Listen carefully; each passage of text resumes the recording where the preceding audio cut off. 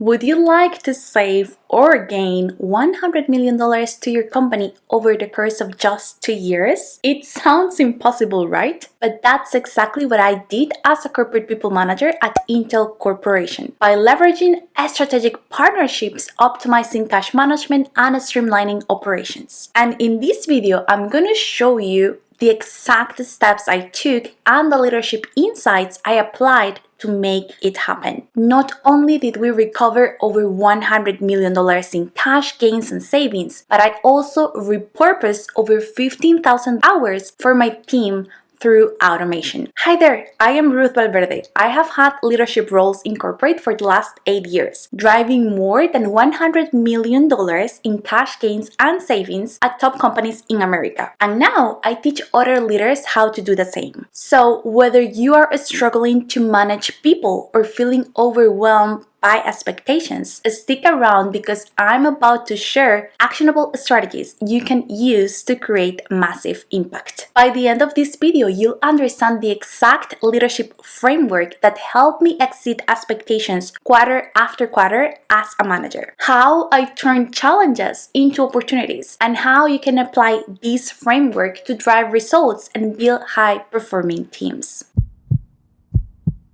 Let me take you back to the first time I became a manager about 10 years ago. I thought I had everything figured out. I was the best performer out of 250 analysts, but leading a team, that was completely a different ballgame. I was overwhelmed, frustrated, and frankly, I felt like a failure. I didn't understand why my team was not able to perform the way I did it, and I didn't get their motivations or what was holding them back. So what did I do?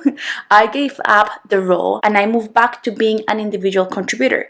But something inside me knew I had to figure out leadership. So for years, I studied. I read dozens of books on leadership, human behavior, and productivity. I took courses and got mentorships and even got a coach for myself. Fast forward a few years, I became a mom, and that experience gave me a whole new perspective on leadership. So when I was ready, I took on the role of leading a team again, this time in Intel's Treasuries department. And this time I had 3 unfair advantages that set me up for success. The first one, I had been obsessed with leadership for years. It wasn't just a job, it was my daily focus. I was constantly learning about how to manage people, how to build productivity, how to improve that productivity, and how to lead high-performing teams. That groundwork was key. My second unfair advantage is that in my new role, I was in charge of managing the company's cash. This gave me a unique opportunity to directly measure and optimize our financial impact. The advantage of being in treasury was that every strategy I applied had a clear, measurable result. And that's how I could show the return on my efforts and my team efforts. Over $100 million in just 2 years. And finally, my third unfair advantage was that I was a new mom just when the pandemic hit and we were all at home. So I had to be laser focused and effective with my time because I had a baby waiting for me. Thus, I learned by necessity to be very productive and taught others the same. I want you to pause and reflect about your unfair advantages. We all have them. And what it may seem as a disadvantage,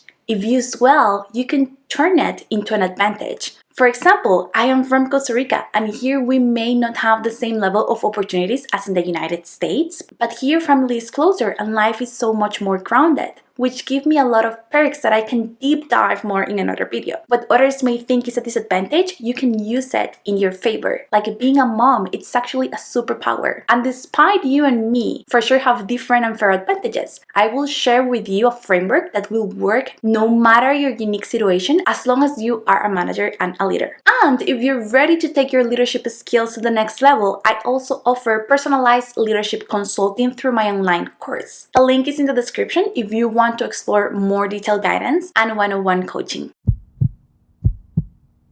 The first step to making this kind of impact is setting the right vision and goals for your team. I didn't just focus on what the company needed from us, but on building a vision that aligned with my team's strengths and motivations. At the beginning of my journey as a leader, I leaned into servant leadership, which is all about putting your people's needs first. My goal was to build trust and support my team with respect and kindness. But as the company started going through significant changes, restructuring, new roles, and new responsibilities, I had to switch to a more transformational leadership style. This meant clearly explaining the vision and reasons behind our mission, backed by data, to get everyone on board. As soon as you define your goals and mission, you need to communicate them relentlessly. In every staff meeting, every one-on-one, you should be repeating these goals like a broken record.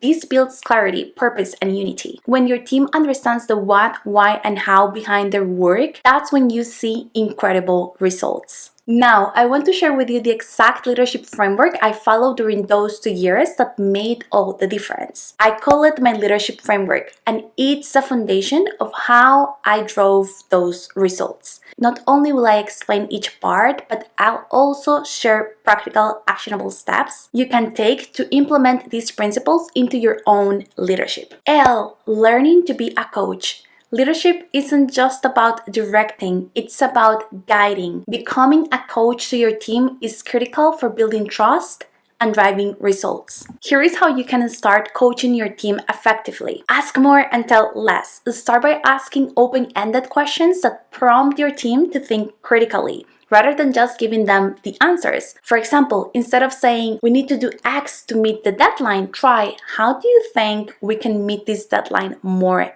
efficiently? This encourages problem solving and critical thinking from your team members. Also, schedule regular check-ins. To conquer all the goals you have, you must constantly follow up with them. And if your team is senior enough and you don't need to have a real-time meeting, that's perfect. Create a tracker or system so you can review the progress of all the efforts your team is doing at least once a week. As a leader, your job is to deliver results through your people. You cannot achieve results if you're not monitoring the journey towards those results. You also must hold one-on-ones focused on development, not just performance, at least once per quarter. Ask them about their career goals and offer support and resources to help them grow. Knowing their ambitions is key for you to negotiate with them. Business is about relations with other humans. To keep people engaged and motivated, you must offer them value. By being invested in their growth and support, knowing their ambitions is key for you to negotiate with them. Business is about relations with other humans. To keep people engaged and motivated, you must offer them value.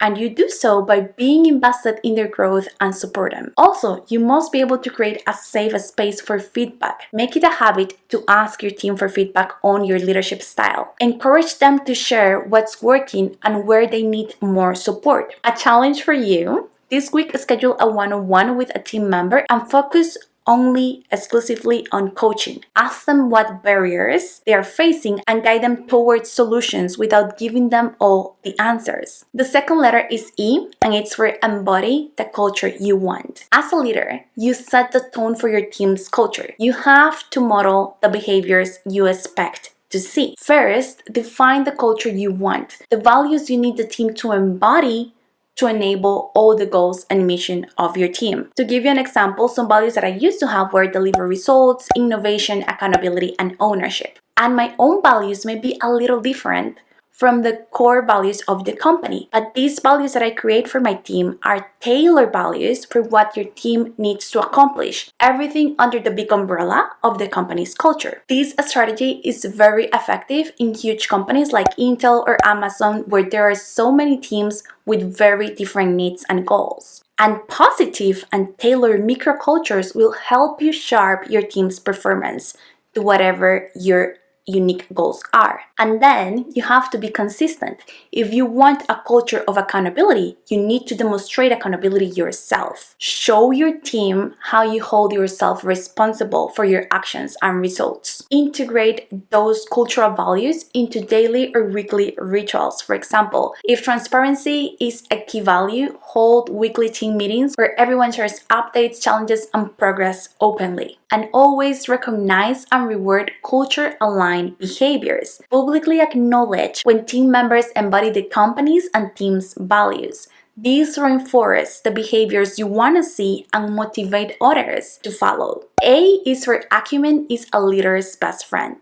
To lead effectively, you need to sharpen your understanding of key business drivers, whether it's financial, strategic, or operational. So, study key metrics. You must regularly review your team's performance data. Know the key performance indicator that matters the most for your company in your team. For example, if you are in a sales role, you should be tracking conversion rates, revenue growth, and pipeline health. And you have to always stay curious, continuously learn about your industry, subscribe to industry publications, attend webinars, or connect with peers to stay updated on the latest trends and tools. These will be very helpful to connect the dots. Don't just look at the data in silos. Think about how financial performance, operational efficiency, and team productivity are all linked together. For example, higher employee engagement often leads to better financial results. Understand these type of relationships. And this is going to be very helpful for you to make new goals for your team that are going to be truly relevant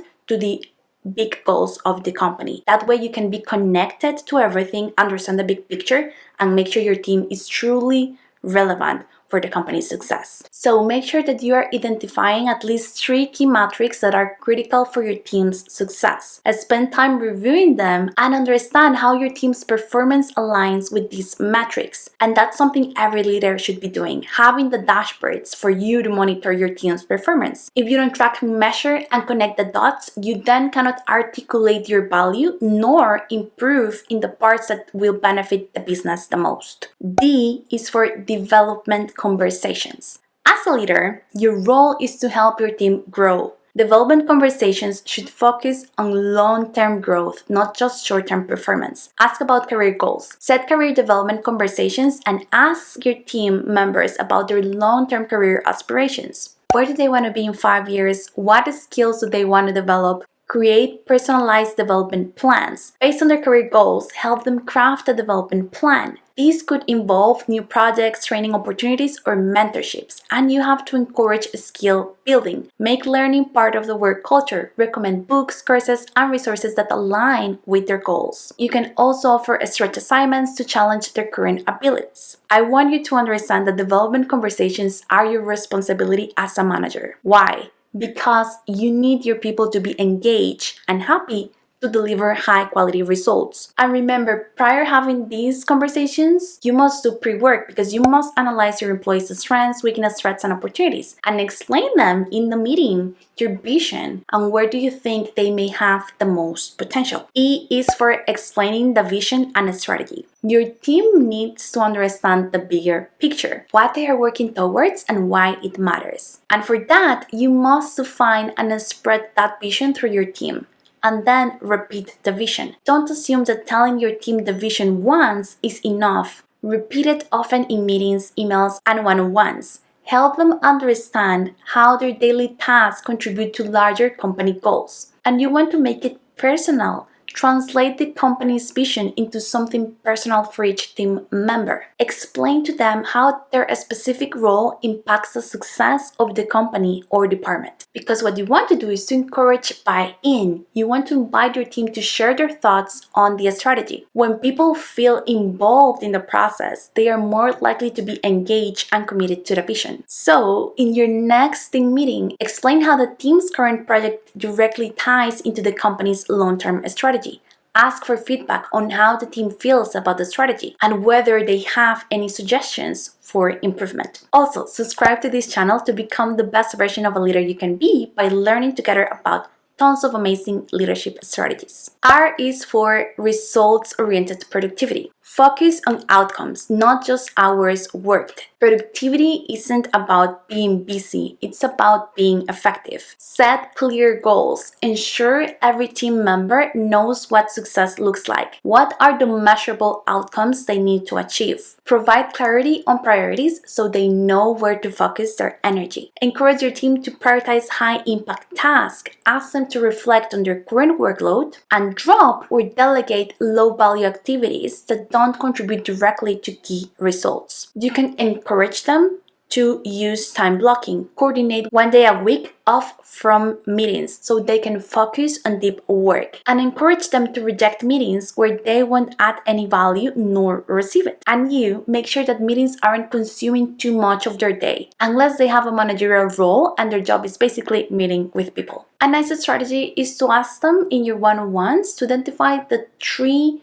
high impact activities of the week. You want them to learn to focus on the important stuff, not being busy for the sake of being busy. The most things they focus on, the less effective they will be. So you want to narrow that focus. Track progress weekly so they don't derail from the goals and focus. Your job is to help them focus on the important stuff and protect them from irrelevant requests that will make them waste time. S stands for supportive communication. Open, honest communication is the backbone of effective leadership. Practice active listening. During meetings or one-on-ones, focus on truly listening to your team's concerns without interrupting. Repeat back to them what you have heard to confirm and make sure that you're following their message. Never have your phone closed. You want to remove all distractions when you are with them. And part of having this honest and great communication is to give them constructive feedback. When offering feedback, be specific and solution-oriented. Frame it in a way that helps the team member grow, not feel attacked. To improve communication, also have regular check-ins. Don't wait for problems to escalate. Have regular informal check-ins to ask your team how things are going. This builds trust and makes them feel supported.